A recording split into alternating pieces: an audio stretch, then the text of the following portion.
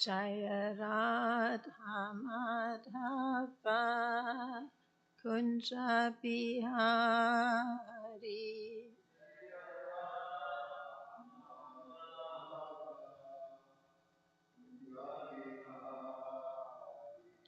Gopi Jana Vallabha Girivaradari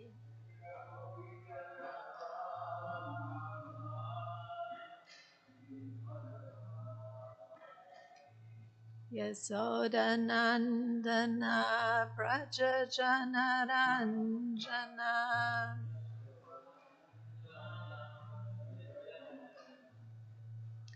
Yamunatira Vanachari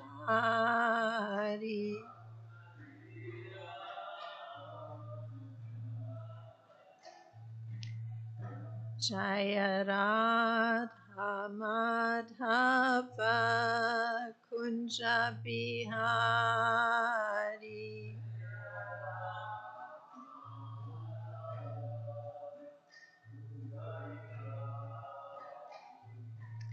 Gopi Jana Vallabha Girivaradari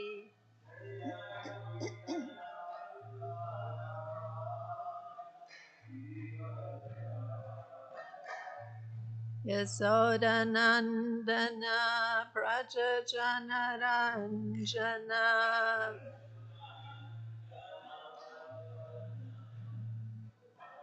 Yamunatira Vanachari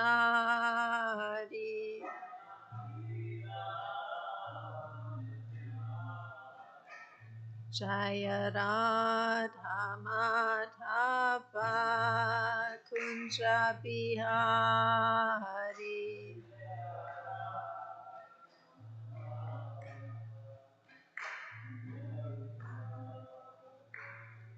Gopi Jana Vallabha Girivaradari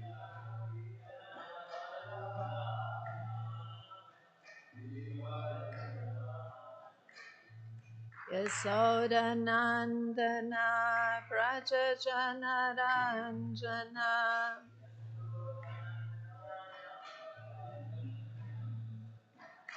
Yamunatira Vanachari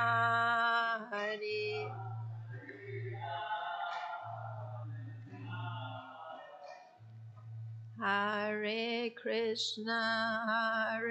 Krishna, Krishna Krishna, Hare Hare, Hare Rama, Hare Rama, Rama Rama, Hare Hare.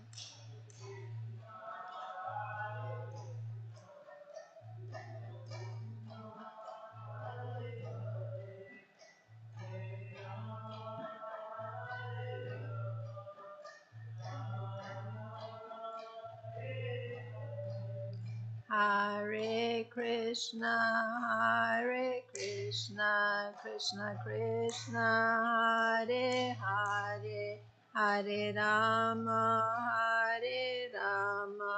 Rama Rama, Hare Hare.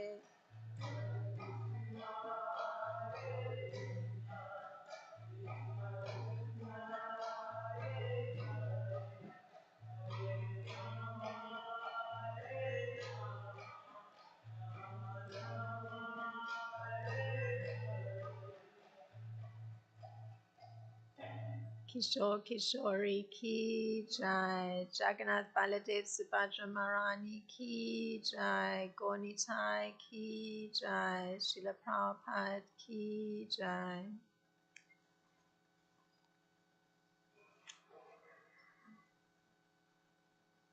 Om Namo Bhagavate Vasudevaya. Om Namo Bhagavate Vasudevaya. Om Namo Bhagavate Vasudevaya.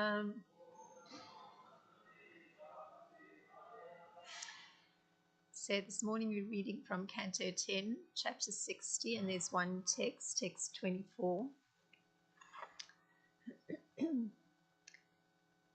Tasya sadukha paya shoka vinashta buddhir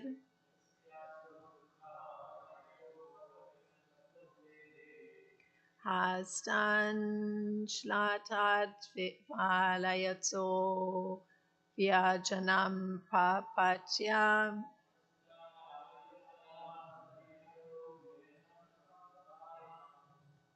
Dehascha viklavadya sahasaiva muyan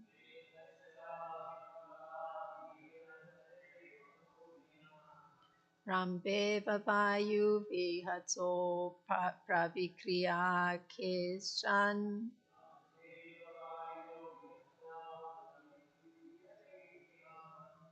Tasya sadukha maya shoka vinasta buddhir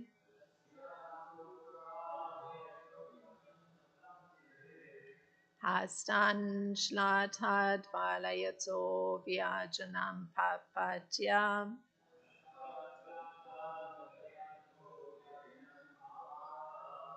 Dehascha viklavadya sahasaiva muyan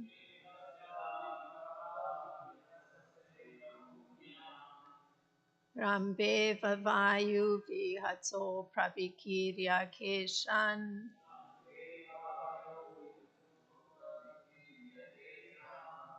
Tasya sadukha bhaya shoka vinasta buddhir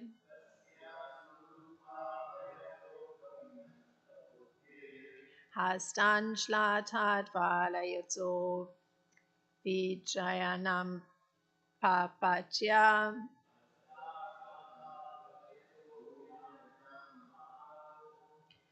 Dehascha viklavadya sahasaiva muyan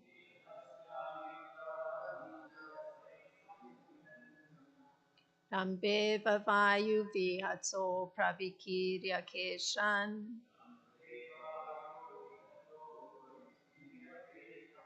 Please chant.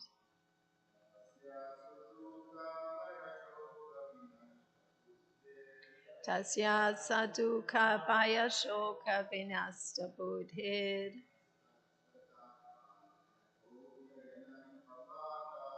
Hastan shlatat valayato vijanam papatya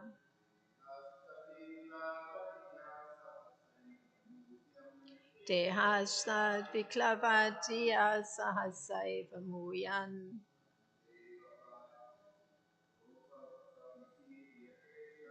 Ramba vavayu vihato pravikirya keshan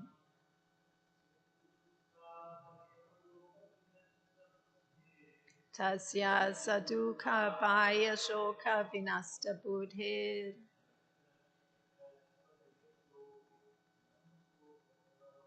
Hastan raglat valayato vijanam papatya Dehascha viklavadya sahasaiva muyan Rambe vavayu vihato pravikirya keshan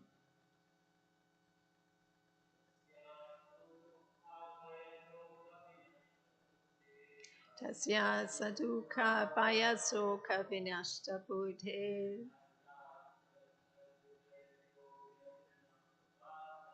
Hastan shlatat vilayato virjanam papatya Dehascha viklavadya sahasaiva muyan Rambe vavayu vihato pravikirya keshan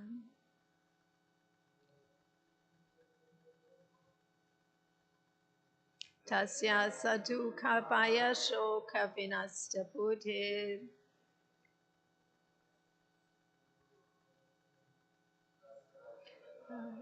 Valayato vijanam prapatye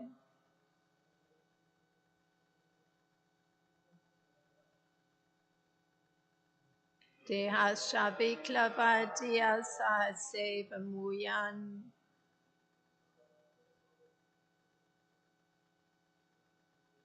Rambe vayu vihato pravikirya keshan.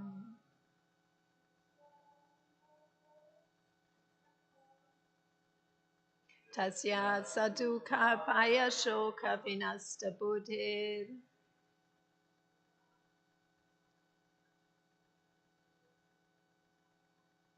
Astanshlatad valayato vichanam papachya.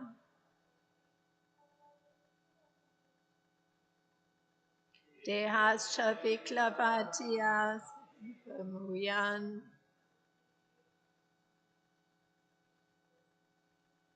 Rambe vayu vihato pravikirya keshan. Thank you very much. The word for word, tasya, her, sudukha, by the great unhappiness, bhaya, fear, shoka, and remorse, vinasta, spoiled, buddhe, whose intelligence, hastat, from the hand, slatat, slipping, valayata, whose bangles, vijanam, the fan, papata, fell, deha, her body, cha, also, viklava, disrupted, diya, whose mind, sahasa eva, suddenly, mayan, fainting, rampla, plantain tree, eva, as if, vachu, by the wind, vihata, blown down, pravikirya, scattering, keshan, her hair. And the translation for text 24 is as follows. Rukmini's mind was overwhelmed with unhappiness, fear, and grief. Her bangles slipped from her hand, and her fan fell to the ground. In her bewilderment, she suddenly fainted, her hair scattering all about as her body fell to the ground like a plantain tree blown over by the wind. Purport, BBT purport. Shocked by Lord Krishna's words, Rukmini could not understand that the Lord was only teasing, and thus she displayed these ecstatic symptoms of grief, which Srila Vishwanath Chakravarti characterizes as sattvika ecstasies ranging from, quote, becoming stunned, close quote, to, quote, disillusion, close quote.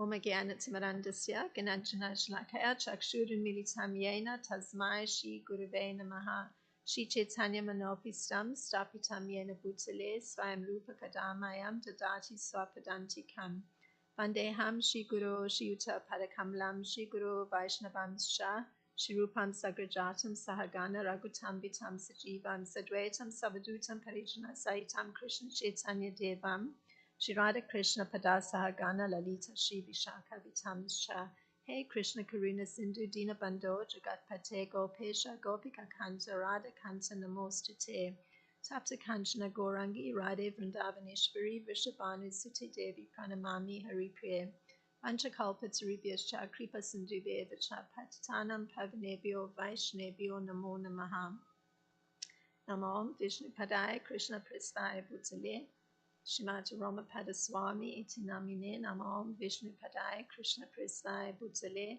Shrimati Bhaktivedanta Swami iti namine Namaste Saraswati Deve Gauravani Pracharine Nivishesha Sunyavadi Pashcha Deshatarine Jai Shri Krishna Chaitanya Prabhu Nityananda Shri Advaita Gadadhar Shri Usadi Gaura Bhakta Vrinda Hare Krishna Krishna Krishna Hare Hare Hare Rama, Rama Rama, Hare Hare.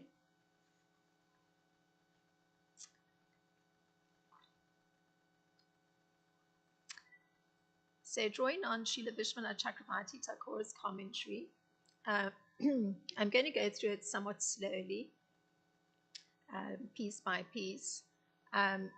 So the commentary is as follows, at least the first portion. So this is quoting Srila Vishwanath Chakravarti Thakur. Rukmini became very unhappy, and the words were sudukha, from hearing these unpleasant words, close quote. So just preceding this moment, Krishna had expressed the following, and it's narrated by Srila Prabhupada. So there was a little bit preceding this, but I'm taking the more immediate, just prior to this moment of Rukmini becoming so unhappy. So this is drawing on Srila Prabhupada writing in Krishna, the Supreme Personality of Godhead, where he's relating Krishna's unpleasant words. So this is Krishna talking and Srila Prabhupada narrating.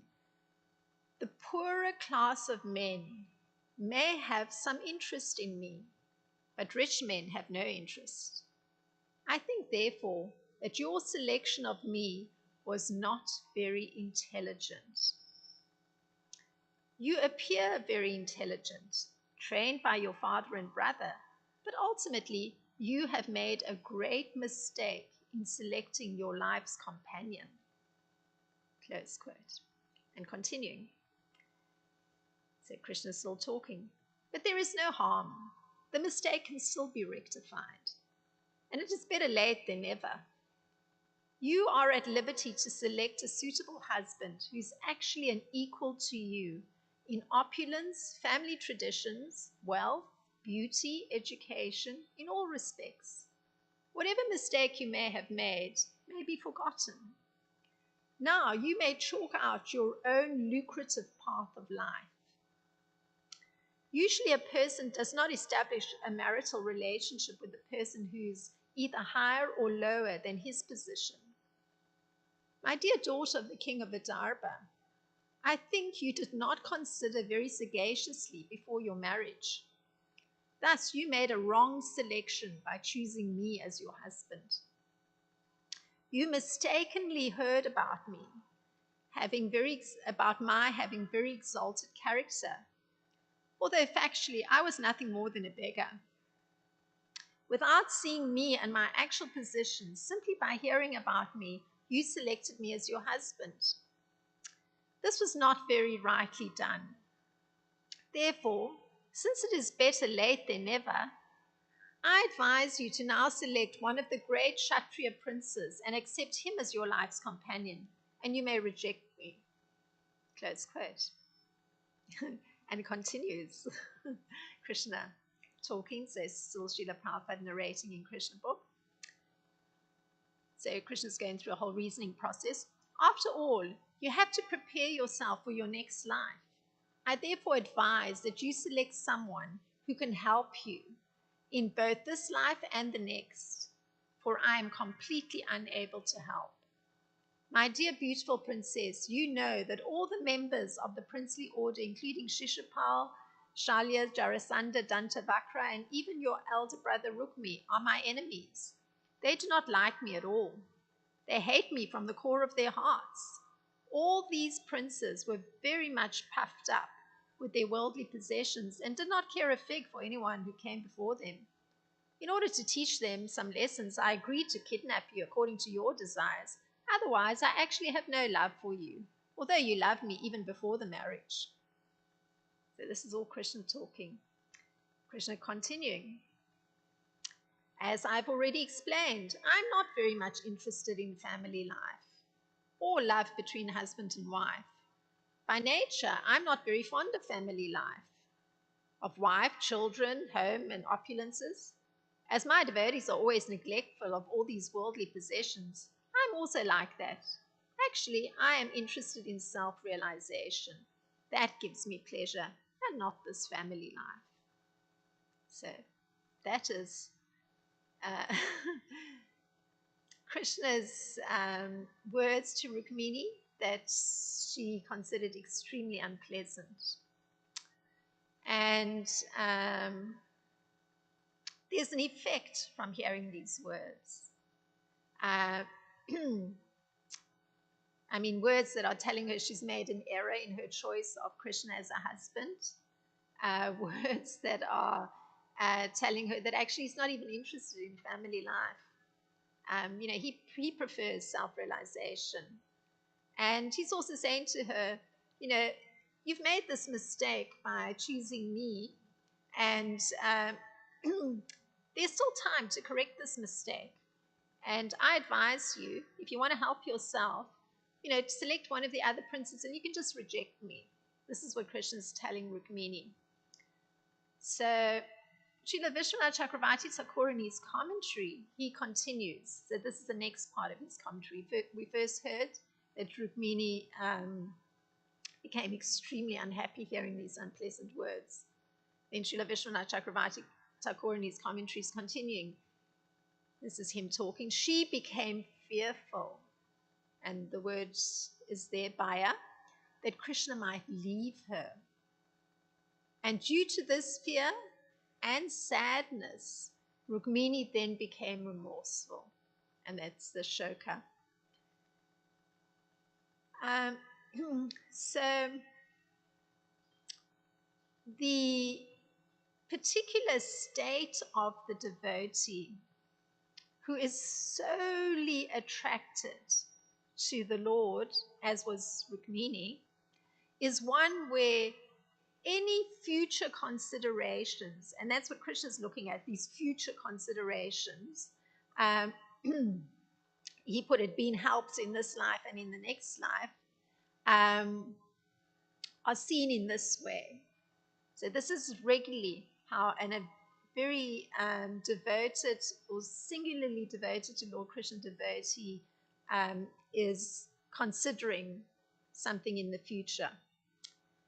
So this is Srila Rupa Goswami who's describing this. The devotee solely attached to the Lord, who relish the sweetness of prema, never accept the 5 types of liberation at all, even prema uttara. So that comes from Bhakti Rasamrita Sindhu. And so Srila Jiva Goswami, in expanding on the state of the devotee in prema, just having this complete dedication to Lord Krishna, he says, they are satisfied completely, having attained the highest bliss in serving the Lord directly. So that's actually the condition and the state of a devotee in this state of prema or love for Krishna. They're in the state of the highest bliss possible just because they're serving the Lord directly. So actually, service depends on being on the same planet. If we're talking about serving directly, and this is Rukmini. She's actually in a palace, directly in the proximity of Krishna, serving him. I mean, very specific, even the service was outlined at this particular moment. I mean, as his wife, she had even replaced her maidservant to do some personal fanning of Lord Krishna. So this kind of proximity and having the paraphernalia to serve, it's accepted as part of this pure prema. Everything is arranged to allow for that direct service to Lord Krishna. And Srila Jiva Goswami, he reasons it in this way. If persons in that state of prema do not desire these types of liberation, how much more they dislike the temporary rewards of the material world. And indeed, he raises this rhetorical question. And why I'm going into this is because that's the whole picture Krishna was painting for Rukmini, is that she should be concerned for what's coming up in her next life. She should be preparing for that. So, she should be thinking how she's actually making progress and getting free from the material world.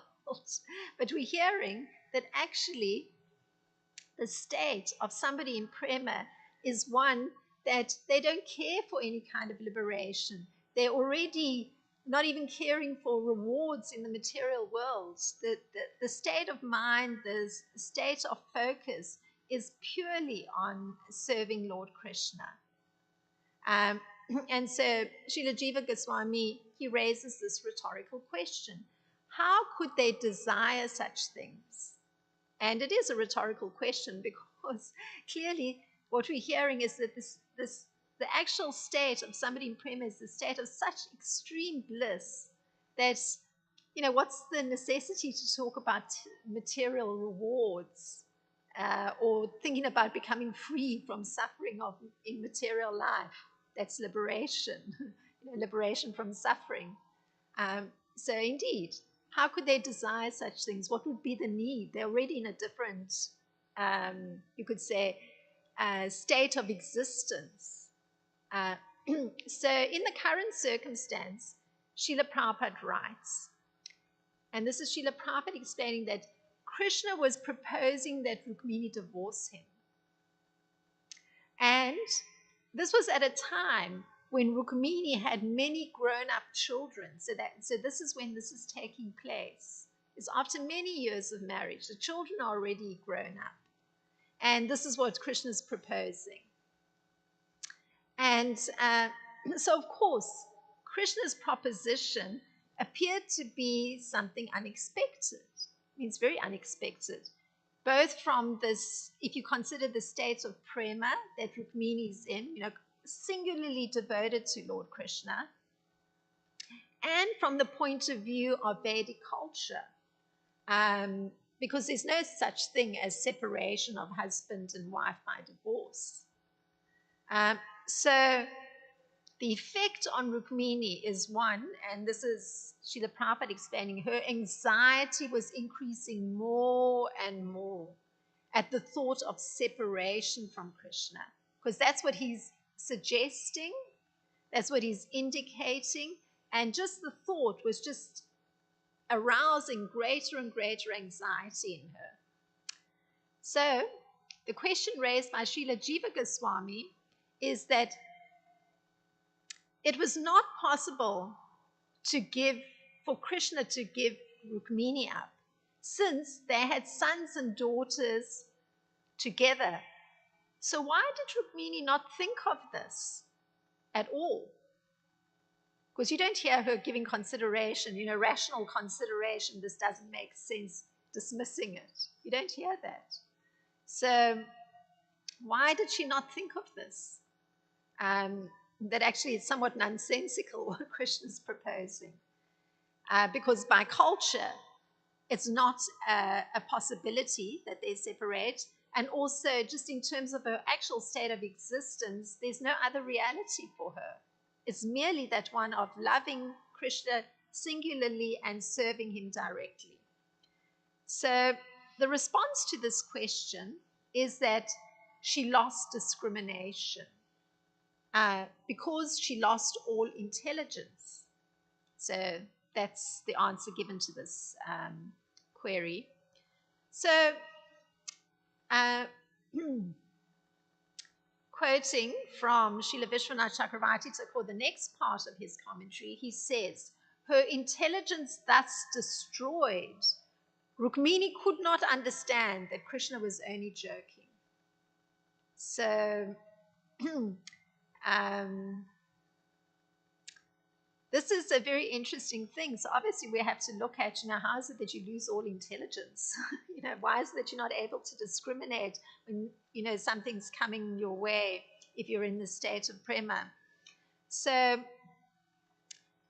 going even to the kind of picture that Krishna's painting, that somebody's just, functioning in the material world and they should be thinking how to get free from suffering and thinking about their future life and making right choices that are helpful on the material level, matching oneself with the right partner in terms of intelligence, beauty, wealth.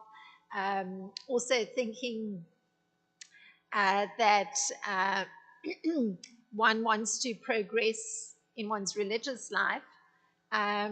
We can look to Bhagavad Gita, where there's some explanation of how intelligence is lost. And this is the explanation that Krishna is giving to Arjuna in Bhagavad Gita. And it actually rests on anger, interestingly enough. from anger, complete delusion arises. And from delusion, bewilderment of memory. When memory is bewildered, intelligence is lost. And when intelligence is lost, one falls down again to the material pool. So it's interesting.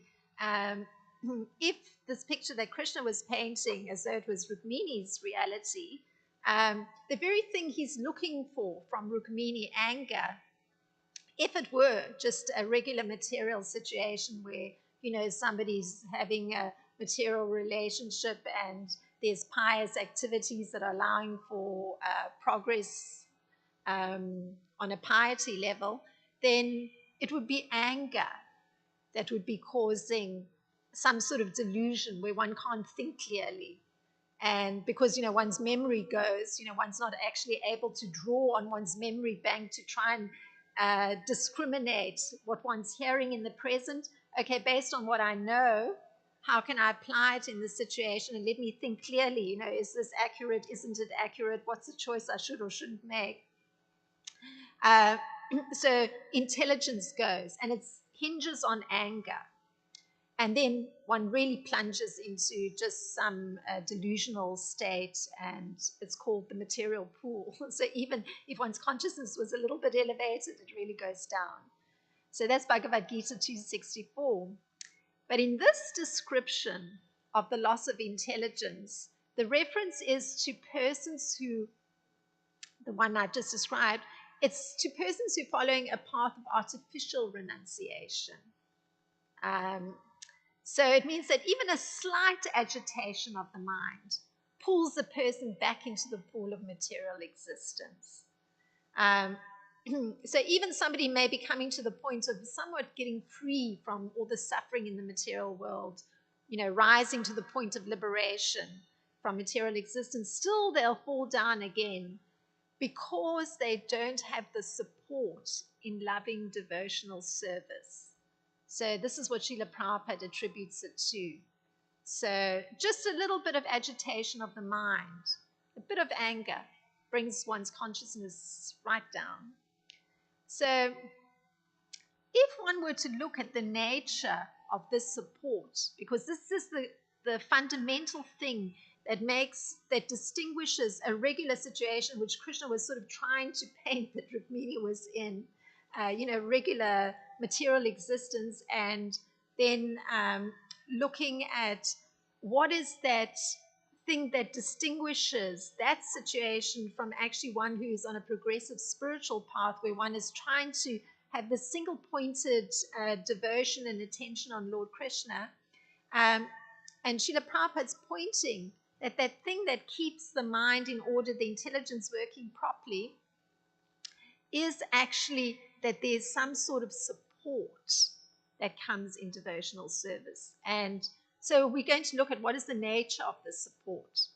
And in devotional service, there has to be an examination of the relationship with the Supreme Lord, because that's where the support is coming from, in that relationship. So one would say that somebody like Rukmini, having come to a state of love of Godhead, it means that she's completely given up so-called regular love for any other person. It means that all her affection is completely reposed on one person, because she's withdrawn any affinity for any other person. So this is coming from Nectar of Devotion. That's explaining the nature of the support. So you would think that, if you have love for many people, you've got a lot of support. That would be a material idea. But in actual fact, proper support is where you've given up that kind of affinity and looking for love in all sorts of different directions, but have actually reposed your love on Lord Krishna, just that one entity. So the support of devotional service is that pure love is transferred to the Supreme Personality of Godhead. So it's so contrary to material thinking, because even Krishna's trying to paint that picture. Rukmini will get her support by finding the right kind of husband, good match materially, good match by beauty, good match by wealth. That's where everything will be in order.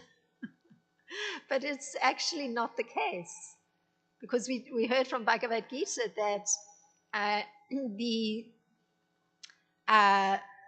it's only where love is reposed on the Supreme Personality of Godhead that there's an inbuilt component of support. And this kind of pure love that's transferred to the Supreme Personality of Godhead, it usually happens under two conditions. So one is out of ecstasy, because one starts feeling ecstatic feelings as one is cultivating one's relationship with the Supreme Lord. And the secondly is out of the causeless mercy of the Supreme Lord. So Krishna, out of his kindness, is giving that support, constantly giving support as one's trying to progress on that path. So Srila Vishwanath Chakravarti Thakur, he then describes, this is the next part of his purport, her bracelets slipped off her hands. And that was that Shlapad Valayato, because her body became thin due to the pain of impending separation. So, like, even as a regular person, if one is mentally disturbed in some way, there's going to be a physiological response. So somehow this is going to show itself in the physiology according to one's genetic makeup. For some people it may be like inflammation. For somebody else it's maybe well, generally it's inflammation actually, because that covers stiff joints. The body stiffens up with mental distress, and there's pain that comes, physical pain when there's mental pain. So in the case of Rukmini, so she's not just on the regular level, she's in an advanced stage of attachment to the Supreme Lord. And in her case, her body became thin. So there's an immediate physiological, visible reaction to the mental disturbance of this possibility that she was going to be separated from Lord Krishna, in whom she'd reposed all her love. So very interesting that there's this immediate physiological change that happens. Her body becoming thin, so even all the bangles just fall off. Then she lost consciousness, and that was that Viklavadiyaha. She fainted and fell on the floor. So this is, a state that's also described in an account of Lord Chaitanya. And Lord Chaitanya, in the circumstance he was in, he was actually just reciting a verse. And apparently this verse is one that only Srimati Radharani, Madhavendra Puri, and Lord Chaitanya actually understood the import of, or were capable of understanding. And the description is that Lord Chaitanya also fell unconscious to the ground. And that was just from reciting some words. And the description of Lord Chaitanya, he was overwhelmed and he had no control over himself. So that kind of capacity to control the body is gone, because there's emotional overwhelm. And this is that verse. So this is the verse that produced a very similar response in Lord Chaitanya to what has just transpired with Srimati Rukmini. O my Lord, O most respectful Master, O Master of Mathura, when shall I see you again? Because of my not seeing you, my agitated heart has become unsteady. O most beloved one, what shall I do now? So this particular verse was spoken by Srimati Radharani when Krishna had left Vrindavan and he'd accepted the kingdom of Mathura. So, of course, just harking back to the fact that Krishna is presenting himself as a beggar to Rukmini, he had the kingdom of Mathura. And Srimati Radharani, out of ecstatic feelings of separation, she expressed how Krishna can be loved in separation. So that's what this verse was actually doing. She actually understood there is separation, and just by calling out in this way, expressing her love in this way, it was possible to still function in separation. And so actually she was expressing ecstatic feelings of separation. So this worship in separation is considered the topmost level of devotional service. And according to this concept, the devotee thinks of himself as poor and neglected by the Lord. It's very interesting. And he addresses the Lord as Dina, Dayadra. So such ecstatic feeling is the highest form of devotional service. So it's not that so Rukmini was in that state of prema, and it's part of that prema that there's direct service to the Lord, and all the arrangements are made that permits direct service. And we heard all this elaborate description of, her palace, the beauty of the palace, her taking a fan, just the incredible beauty of her even going through the motions of performing that action. But actually, the highest form of performing service is to actually do it in separation from Krishna. So very interesting. And because Krishna had gone to Mathura, Srimati Radharani expressed herself in this way. My dear Lord, because of your separation, my mind has become overly agitated. Now tell me, what can I do? So see what an advanced state of devotion to Lord Krishna is there in Srimati Radharani. There's that capacity to articulate perfectly with her mind being in an agitated state. There's such control. It's extraordinary. And she says, I'm very poor and you are very merciful. So kindly have compassion upon me and let me know when I shall see you. So that was from Madhya Leela. It can be found, this particular verse, chapter 4. And when Sri Chaitanya Mahaprabhu recited this verse, he fell to the ground unconscious. He was overwhelmed and he had no control over himself. So again, one's seen that physiological expression from what the state of mind is. So overwhelmed mind and unconsciously falling on the ground. The body's not functioning because it's not being controlled. The mind is so overwhelmed. And Srila Vishwanath comments on Rukmini, so carrying on Srila Vishwanath Chakravarti Thakur's commentary. Rukmini attained the 9th state of bhava, ecstatic love. In this pastime, Rukmini experienced the sattvika bhavas, devotional ecstasies, ranging from becoming stunned to dissolution to fainting. So there's that sequence, and it's actually an ecstasy. It's an ecstatic thing to actually come to the point of thinking there's going to be love in separation.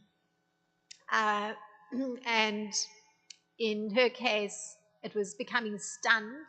She became so still. We think yesterday's verse, the fan just drops from her hand.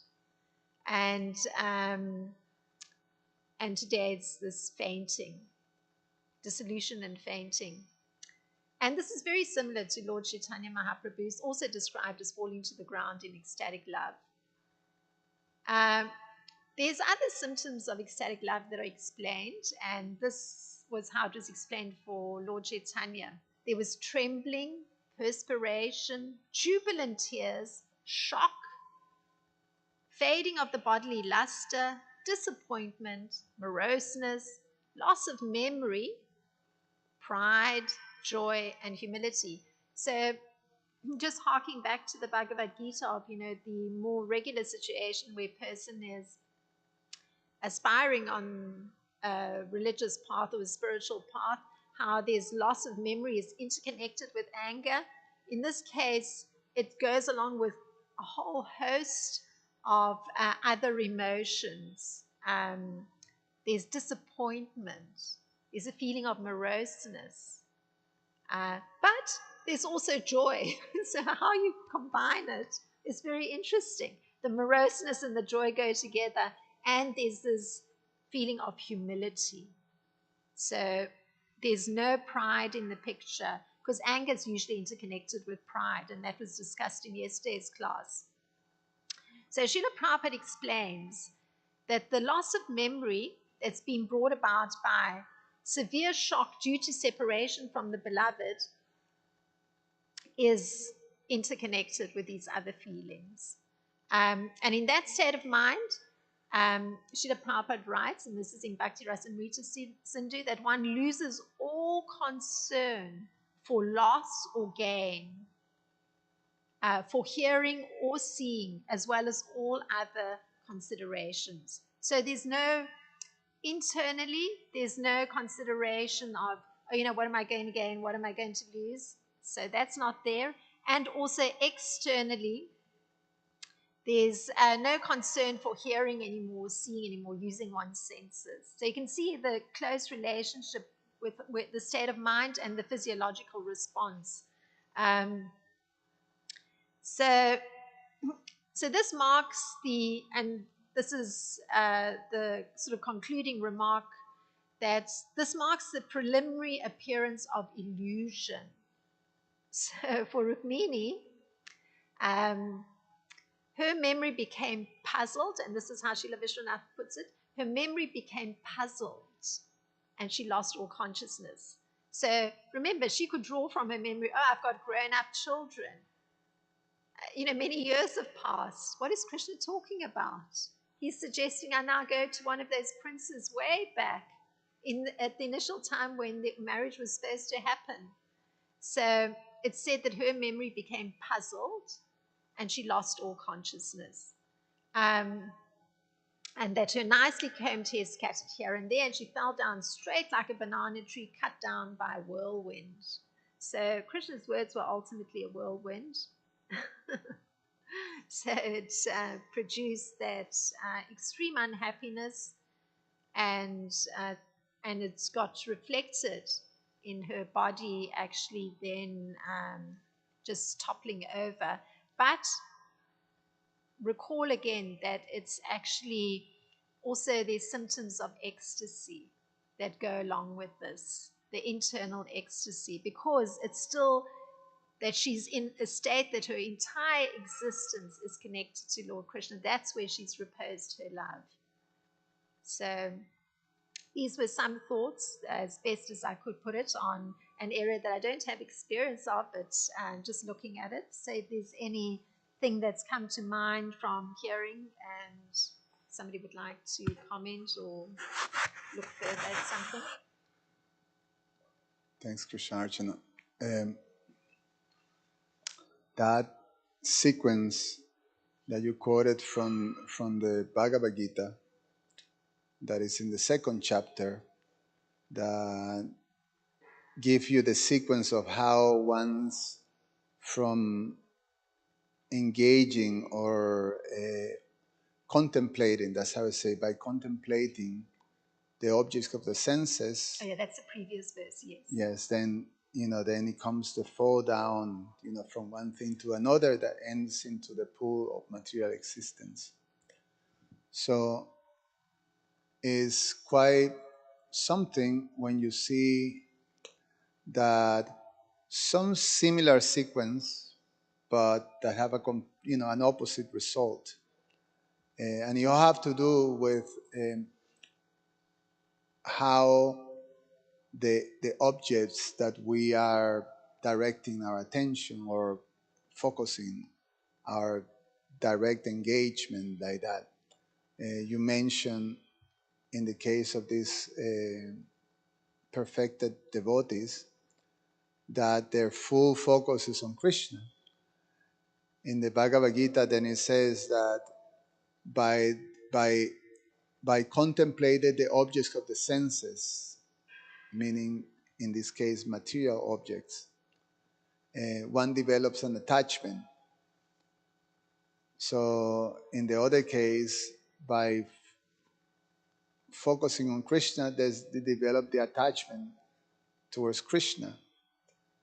And then in the material realm, so that attachment develops into lust.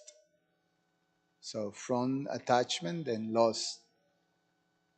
And in the spiritual realm, from that attachment to Krishna, prema. And then, the sequence that you lose, intelligence, you become bewildered and blah, blah, and all that. One leads you to the material pool, the other leads you to this sattvika, ecstasies, like that. So it's quite something that, you have those, reflections that are completely opposite. In the material world, there's no substance, it's just misery, because there's no substance. And then in the spiritual world, there's all these amazing experiences, even with something that sounds so terrifying, having that type of shock and going to fear and to unhappiness, and so strong that you faint, you lose your consciousness. But all that is sattvika's, ecstasies. So it's quite something. Oh, thank you very much for expanding the picture, particularly in terms of highlighting the what brings about, going further back than I had gone, that fall into the material pool, and particularly that it's connected to the objects of the senses and the focus and attachment that develops from using the senses in that kind of way. And yes, it's, expanding it even further, it's like a great fire that's consuming one. So you're actually getting consumed in that fire of lust. Yeah, it's a pretty difficult situation. So, so hearing, as you put it, just the whole contrast between the two ways of using one's senses, bringing about such completely different results. And in the case of the spiritual attachment, or the having just one focus of attachment, brings this great ecstasy. Quite extraordinary. Yes, it's such a sublime state of reality. So sublime. Yeah, and it makes so much sense, because you can see the logic of it, that your concentration is on Krishna, the personality of Godhead, or is in the temporary material world. And then how you can still make the choice of engaging your senses in focusing on Krishna. So that choice will create something or lead you to something else. Yes, it's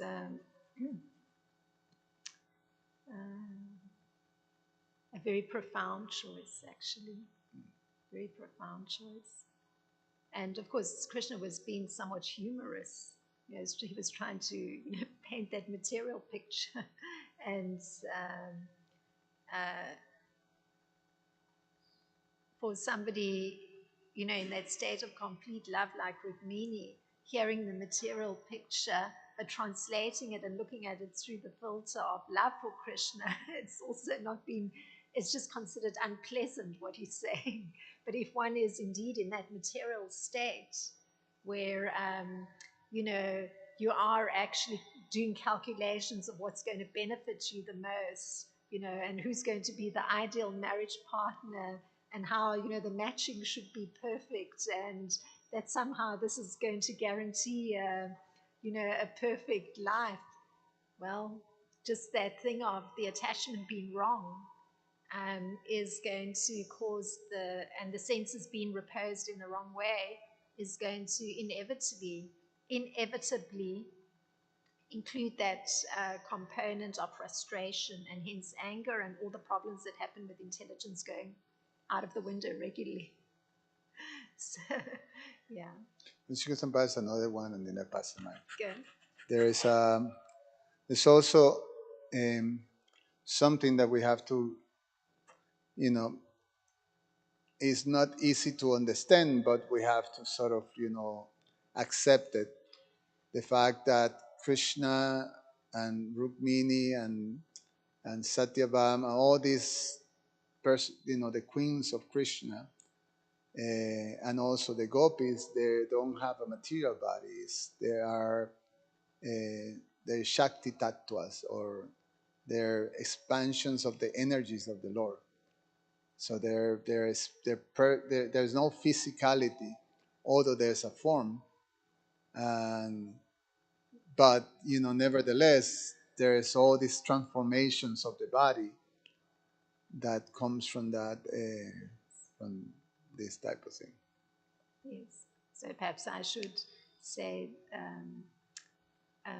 the form as opposed to the physical form. Yeah. Yes, the form. Yeah. Is transformation. Yes. Thank you very much for highlighting that as well. Thank you. Well, thank you very much. Srimad Bhagavatam ki jai, Srila Prabhupada ki jai.